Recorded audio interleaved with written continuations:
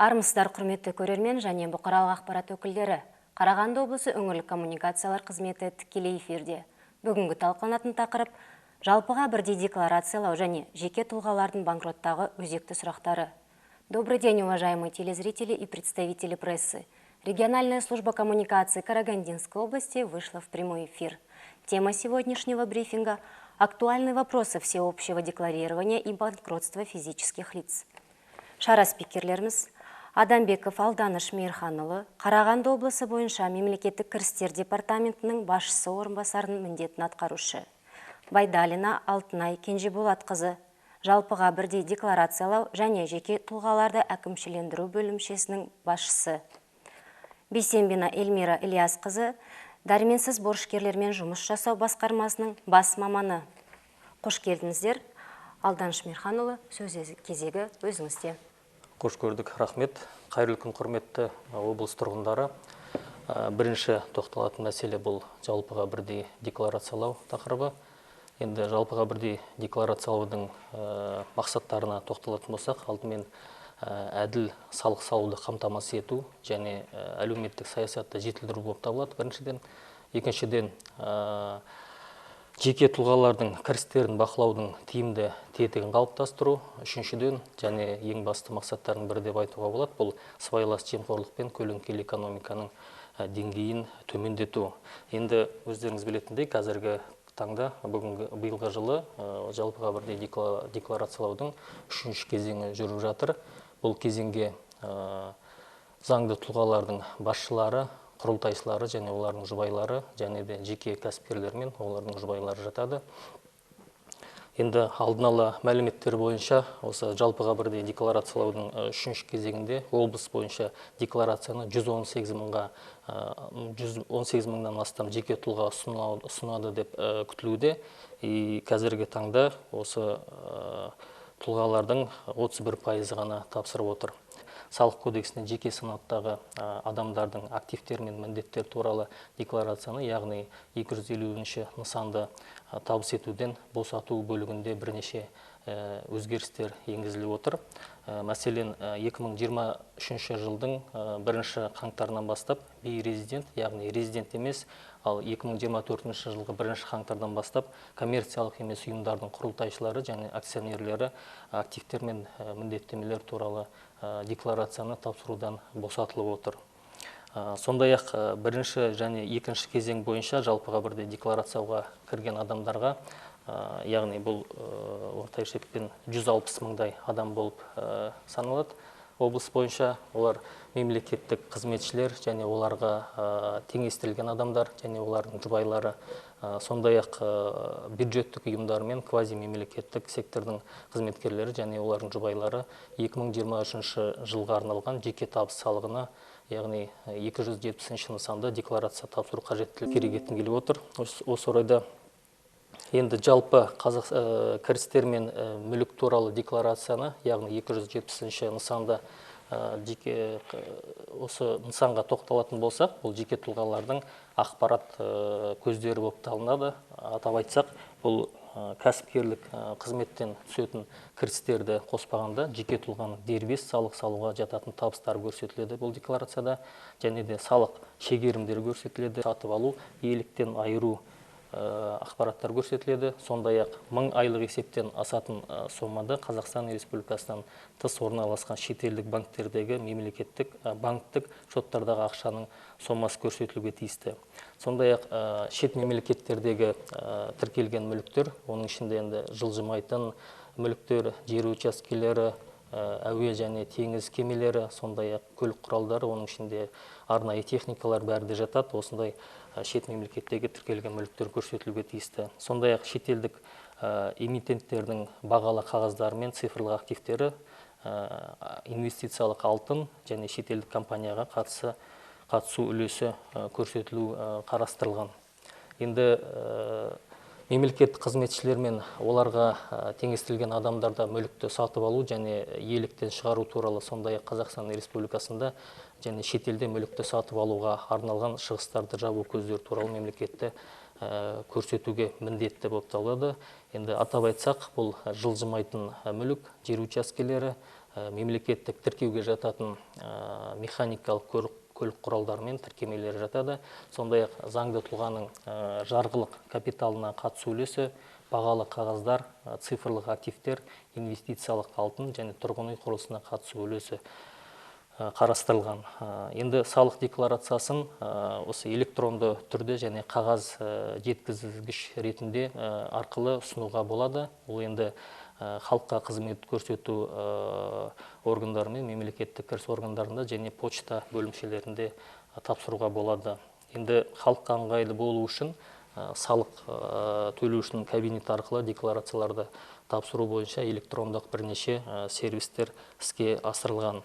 Енді азаматтар бұл сервис арқылы тапсырғанда электрондық цифрлық қол қою арқылы тапсырылады. Ол қол қою алуға онлайн өтінім бере алады. Және де мобильді қосымшалар арқылы электрондық цифрлық қол қолданылмайды. Тек қана SMS-код арқылы кіруге болады.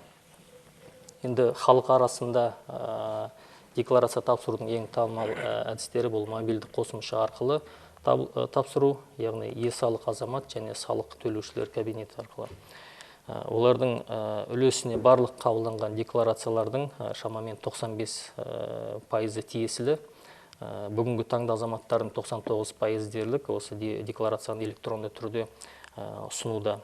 Ескерте кететін жайт бар, бұл декларацияны уақытылы ұсынбағаны үшін Қазақстан Республикасының әкімшілік құқық бұзушылық кодексінің 272-ші бабына сәйкес әкімшілік жауапкершілік көзделген. Енді естеріңізге салатын жайт, бұл салық төлеушілерге ыңғайлы болу үшін барлық мемлекеттік кіріс органдарында сұрақтарға жауап алуға және декларацияны толтыруға көмек алуға болатын консультациялық орталықтар құрылған әрбір мемлекеттік кіріс басқармаларында. Енді осы орайда бірінші тақырыпты қорытындылайтын болсақ, осы ағымдағы жылы республика бойынша кірістерді жалпыға бірдей декларациялау шеңберінде барлығы 5 миллионға жуық адамның активтер мен міндеттемелер және жеке табыс салығы туралы декларацияны тапсыру күтіліп отыр. Енді осыны ескере отырып, өздеріңізге айта кететін жайт, бұл дүрбелең болмас үшін, яғни қарбалас болмас үшін осы декларацияларды тапсыруды кейінге қалдырмай ертерек қамдануға осы қала және облыс тұрғындарын шақырамыз.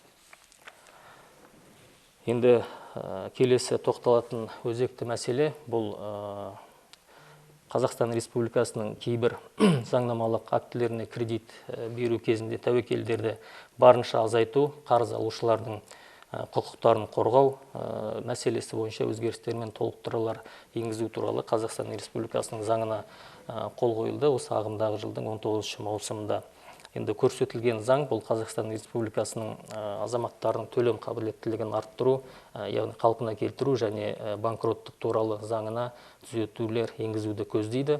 Енді осы қолданысқа енетін түзетулерге тоқталатын болсақ, бұл біріншіден соттан тыс және сот арқылы банкроттық рәсімдер бойынша айтатын болсақ, келесі өзгерістер қарастырылып отыр. Бұл біріншіден міндеттемелер бойынша бір айлық есептік көрсеткіштен кем төлемді қарыз бойынша өтеудің болмау мерзімін санаған кезде есептемейді. Екіншіден, коллекторлық агенттікке берілген шарттар бойынша өтеудің болмау мерзімі құқық берілгенге дейін соңғы төлем күнінен бастап есептелінеді. Және де 12 айдан артық төлемдер болмаған жағдайда орындалмаған міндеттемелерді реттеу бойынша шаралар қабылданған растау талап етілмейді. Енді өздеріңіз байқап отырғандай бірқатар шарттар алып тасталынып отыр, яғни жеңілдіктер қарастырылған.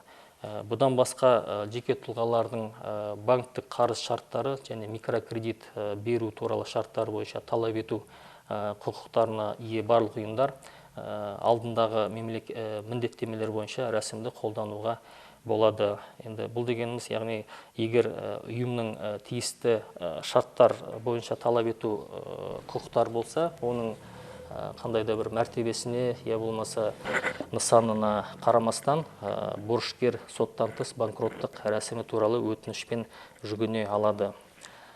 Келесі рәсім бұл төлем қабілеттілігін қалпына келтіру. Бұл орайда келесі өзгерістер қарастырылған. Біріншіден, мерзімі өткен міндеттемелері болмаған және тұрақты кірісі болып, бірақ мүлкі болмаған жағдайда қолдана береді. Бұл да бір үлкен жеңілдік. Екіншіден, төлем қабілеттілігін қалпына келтіру жоспары бекітілгеннен кейін борышкер елден тыс шыға алады. Яғни бұған дейін өздеріңіз білетіндей, төлем қабілеттілігін қалпына келтіру рәсімі толық аяқталмағанша борышкер шетелге, яғни елден тыс шыға алмайтын болатын. Қазіргі өзгерістерге байланысты жоспары бекітілген күннен бастап шыға береді. Енді өздеріңіз білетіндей, осы сот арқылы банкроттық аясында осы қаржы басқарушы функциялар бар. Осы қаржы басқарушының қандай өзгерістері бар дегенде, осы біріншіден кредиторлар өз талаптарын мәлімдемеген жағдайда борышкердің ұсынған деректерін пайдаланып, сол деректердегі кредитордың талаптарының тізілімін қалыптастыра алады. Және де сот арқылы банкроттық рәсімі аяқталғаннан кейін қаржы басқарушысы өзінің сыйақысын төлеуді талап ете алады. Сондай-ақ бірқатар нақтылайтын түзетулер қарастырылған. Атап айтсақ, борышкер соттан тыс банкроттық рәсімін қолдану туралы өтініш берген кезде кредитор және қарыз сомасы туралы мәліметтерді көрсетпейді. Сондай-ақ өтінішке құжаттарды қоса беруге міндетті емес. Және де тағы бір енген өзгеріс, бұл тиісті рәсімді қолдану үшін жұбайының міндетті түрде келісімі болу қажет. Осындай түзетулер осы алдымыздағы үстіміздегі жылдың 25 тамызынан бастап күшіне енетін болады. Назарларыңызға осы өзгертулерді ұсынып отырмыз. Назарларыңызға рахмет. Жақсы, рахмет үлкен. Алтынай ханым, сөз кезегі өзіңізде. Рахмет. Здравствуйте. В текущем году реализуется третий этап всеобщего декларирования. К декларации третьего этапа относятся руководители, учредители, а также их супруги, индивидуальные предприниматели, а также их супруги. В третьем этапе в текущем году ожидается представление декларации более 118 тысяч человек. На сегодняшний день по Карагандинской области предоставили 30% декларации. Что хотелось бы сказать, основной задачей всеобщего декларирования, если мы еще раз об этом напомним, это снижение уровня коррупции и теневой экономики, обеспечение справедливого налогообложения и совершенствование социальной политики, создание эффективного механизма контроля доходов физических лиц. То есть это является основными принципами ведения на территории Республики Казахстан всеобщего декларирования. По предварительным данным, как мы уже сказали, 118 тысяч деклараций ожидается только по Карагандинской области, а по всей республике это более 2 миллионов деклараций. Также имеются изменения в текущем году по всеобщему декларированию. В текущем году не представляют декларации нерезиденты, то есть нерезиденты у нас будут лица, которые в совокупности на территории Республики Казахстан находятся не более 183 дней, а также не имеют близких родственников на территории Республики Казахстан. Также хотелось бы сказать, что не сдают декларацию. У нас, получается, с 1 января 2023 года от представления декларации об активах и обязательствах платежей освобождаются учредители, участники некоммерческих организаций. Это с 1 января 2023 года. А с 1 января 2023 года, то есть от декларации освобождаются нерезиденты. Также хотелось бы отметить, что за второй этап у нас, получается, по Карагандинской области более 160 тысяч декларантов. На сегодняшний день сдали 70% деклараций. В связи с большим объемом, то есть уже декларации принимаются, мы призываем жителей Карагандинской области представлять декларацию уже сегодня. Для удобства у нас, получается, созданы на территориях управления государственных доходов, департаменте государственных доходов, колл-центры, также люди, то есть наши специалисты готовы принять вас, помочь по заполнению декларации. Декларацию можно предоставить на бумажном носителе, декларацию у нас также можно предоставить через почту, по электронным веб-порталы работают, ЕС-Алых Азамат. более 95% принятых деклараций у нас приходится на ЕСАЛык Азамат. Также в банках второго уровня у нас, получается, реализованы в Каспий банке, Инхалык банке, Банк Центр Кредите имеются приложения по представлению декларации. Также вы можете представить декларацию через кабинет налогоплательщика. Что хотелось бы отметить, для того, чтобы не получать электронную цифровую подпись, можно декларацию предоставить по паролю, который придет к вам на мобильный телефон. Это очень удобно, то есть не надо никуда ходить, сохранять электронную цифровую подпись, то есть здесь упрощенно максимально. Декларация о доходах и имуществе предназначена для отражения физическим лицам информации о доходах, подлежащих налогообложению физическим лицом самостоятельно за исключением доходов от предпринимательской деятельности, налоговых вычетов, приобретения отчуждения имущества, безвозмездно полученное имущество за пределами Республики Казахстан, деньгах на банковских счетах в иностранных банках, находящихся за пределами Республики Казахстан, в сумме совокупности превышающей 1000 МРП, имущество зарегистрировано в иностранных государстве, недвижимость земельных участков, воздушные и морские суда, транспорт, спецтехника или прицепы, ценные бумаги иностранных элементов цифровых активов, инвестиционное золото, доля участия в иностранных компаниях, договоров займа с другими лицами нотариально заверены до 31 декабря 2023 года, за исключением задолженности банками и организациями, осуществляющими отдельные виды банковских операций. Также хотелось бы отметить, что в 270-й форме также есть принципы, которые заполняются. У нас на портале Instagram, получается, имеются видеоролики пошагово, которые показывают, как представлять декларацию, какие данные можно заполнять. То есть есть все инструкции, которые необходимы для представления декларации. Учитывая, что в текущем году ожидается сдача деклараций по всей республике очень большая, мы призываем жителей Карагандинской области представлять декларацию уже сегодня. Спасибо большое. Эльмира ханым, сөз кезегі өзіңізде. Рахмет. Как известно, добрый день, как известно, с 3 марта 2023 года вступил в законную силу закон о восстановлении платежеспособности и банкротстве граждан РК. Вот более года данный закон работает. В течение этого периода стало понятно, какие моменты следует учесть в последующем для, скажем, для того, чтобы было легче физическим лицам подавать данные заявления. Таким образом, 19 июня 2024 года подписан закон о внесении изменений и дополнений в некоторые законодательные акты Республики Казахстан. В том числе внесены изменения в закон о восстановлении платежеспособности и банкротстве граждан Республики Казахстан. Так, к примеру, в процедурах внесудебного судебного банкротства при исчислении срока погашения по долгу не учитывается сумма платежа менее 1 месячного расчетного показателя. Также были проблемы по расчету неплатежеспособности, когда задолженность перед банком передавалась в коллекторские агентства. То есть ранее законом было предусмотрено, что следует учитывать неплатежеспособность в течение 12 календарных дней, однако 12 календарных месяцев, извиняюсь. Соответственно, расчет шел с момента передачи уступки права требований коллекторским агентствам. С 19 июня внесены изменения в той части, что в случае переуступки права требований коллекторскому агентству неплатежеспособность учитывается с момента непоступления платежа именно по договорам банковского займа. То есть не с момента передачи коллекторскому агентству, а с момента передачи по договорам банковского займа. Также следует учесть эти моменты, которые облегчают, опять же, подачу заявления на внесудебное банкротство физическим лицам в части урегулирования неплатежеспособности обязательств граждан.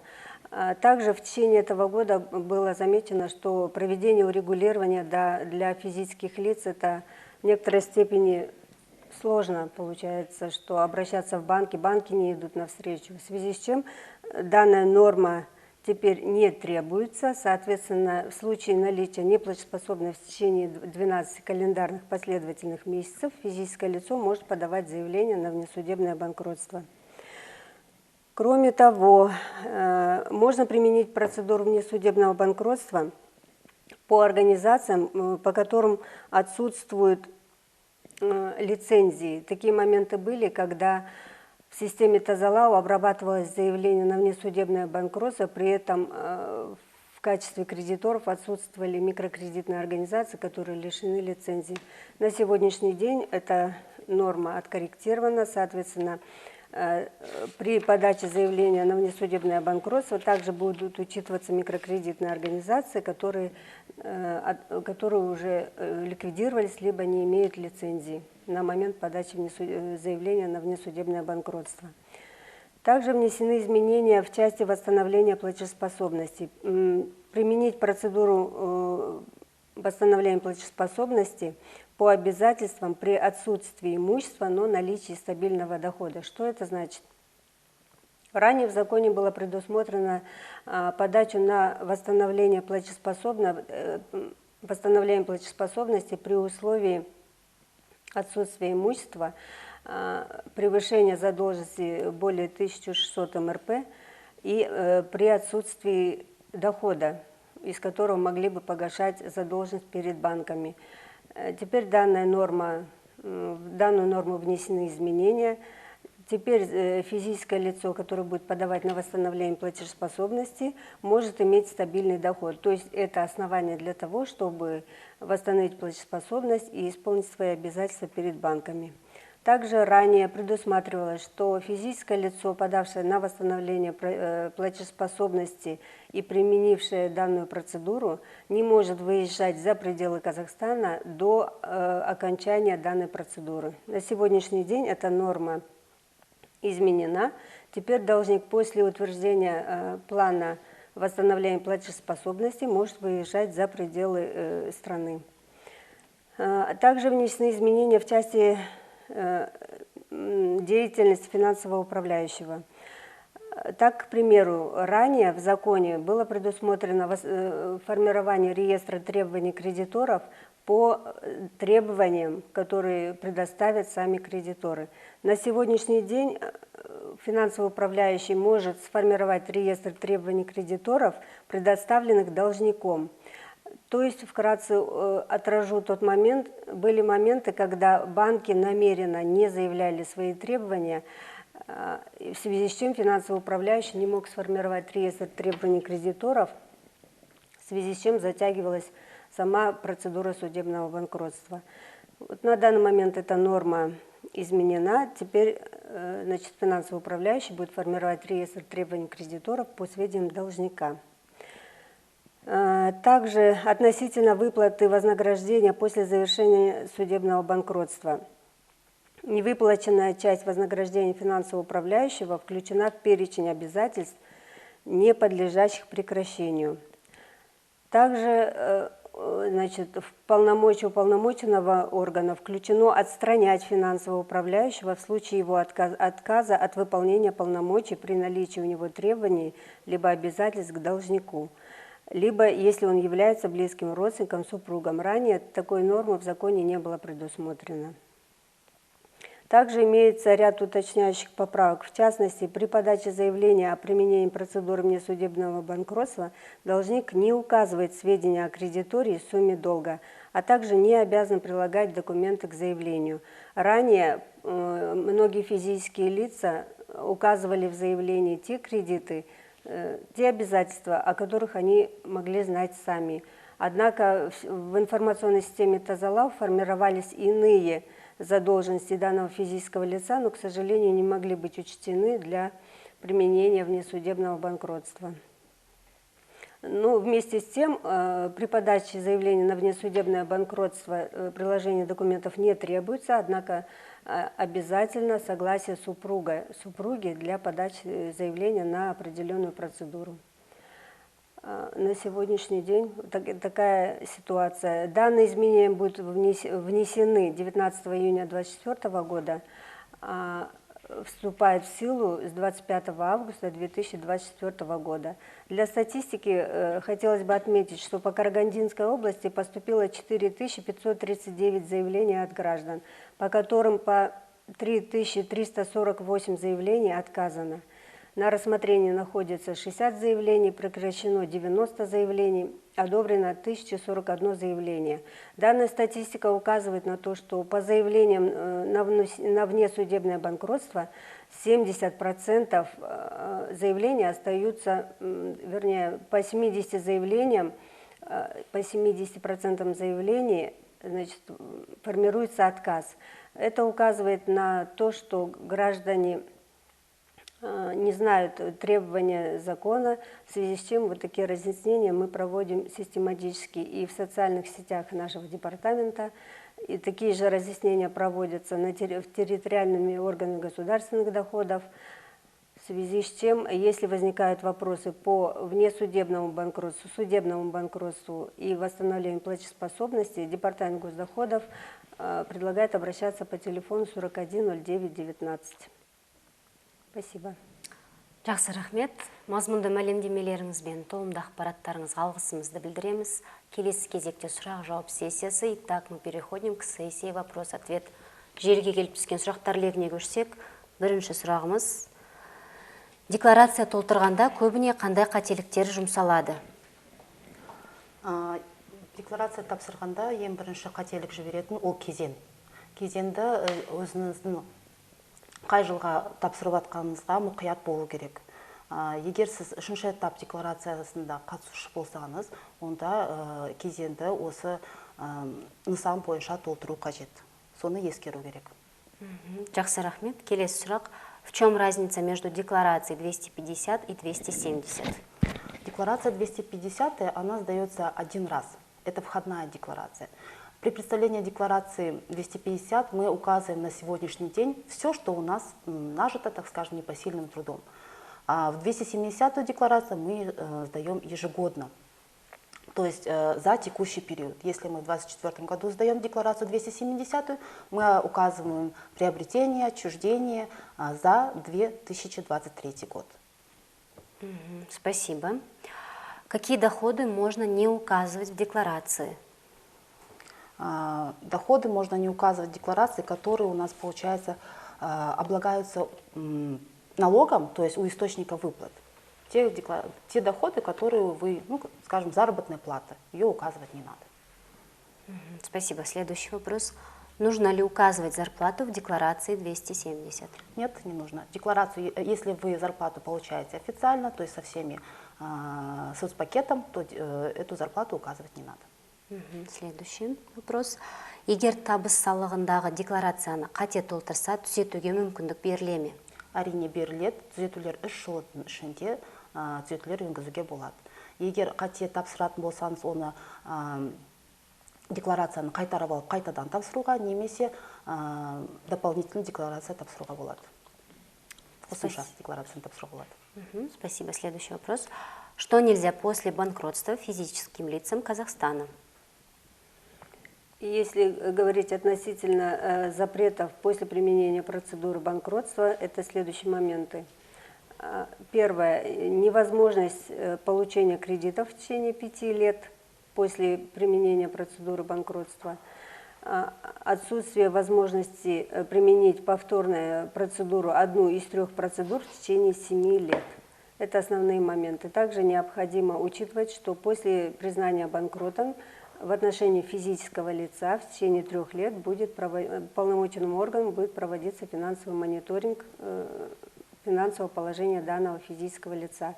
То есть в случае выявления каких-либо приобретений, крупных приобретений, допустим, недвижимости, дорогой машины и так далее, уполномоченный орган будет данные факты проверять. Спасибо. Следующий вопрос.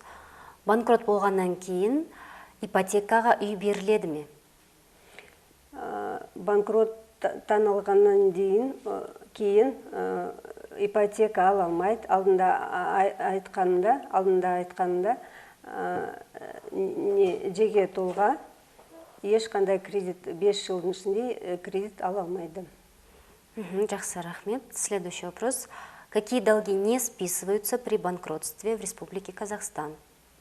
Не списываются долги по алиментам, долги, которые возникли вследствие привлечения к уголовной ответственности и по субсидиарной ответственности. Спасибо. Следующий вопрос. Банкрот болған жағдайда ресми түрде жұмыс істеуге болады ма? Әрине болады. Банкрот болса да, жеке тұлға жұмыс істеуге болады, иә. Жақсы, рахмет. Келесі сұрағымыз. Как выглядит кредитная история после банкротства? После применения процедуры банкротства обязательства перед кредиторами в лице банков второго уровня микрокредитных организаций списываются. Соответственно, кредитная история не будет отображать наличие задолженности, которые ранее были отражены в реестре требований кредиторов при применении процедуры банкротства. Соответственно, кредитная история будет чистой. Спасибо. Следующий вопрос. При передаче задолженности коллекторским агентствам отчет задолженности начинается с момента переступки права требования. Это несправедливо. Учтены ли данные проблемы при внесении изменений в закон? Да, именно мы вот говорили, 19 июня 2024 года в этом направлении внесены изменения. Теперь срок неплатежеспособности будет отсчитываться с момента образования этой задолженности перед банком, а не с момента передачи коллекторским агентствам. Спасибо. Следующий вопрос. Если в течение года был платеж в счет погашения задолженности, возможно ли применить внесудебное банкротство? Возможно, если этот платеж не превышает 1 месячный расчетный показатель. Спасибо. Следующий вопрос. Соттан тыс банкроттықты қолдану үшін берешекті реттеу рәсімін жүргізуге қажет пе? Берешекті реттеу рәсімі қажет емес болады, егер де 12 айдан астам уақыт бойы төлемдер болмаған жағдайда, басқа жағдайларда талап етіледі міндетті түрде. Жақсы, рахмет. Следующий вопрос. Если руководитель имеет вид на жительство, должен ли он в связи с изменениями сдавать декларацию об активах и об обязательствах? Если имеет вид на жительство, соответственно, он является резидентом. Если он является резидентом и учредителем или директором юридической компании, то да. Спасибо. Следующий вопрос. Я являюсь участником религиозного объединения. В связи с принятыми изменениями я в этом году декларацию об активах не предоставляю. Да, верно. Не представляет. Спасибо большое. Тақырып қалып қосарларыңыз бар ма? Жақсы, рахмет. Құрметті спикерлер, уақыт бөліп келгендеріңізге алғысымызды білдіреміз. Құрметті көрермен, біз сіздермен осымен келесі эфирге дейін қоштасамыз. Амандықта жүздескенше.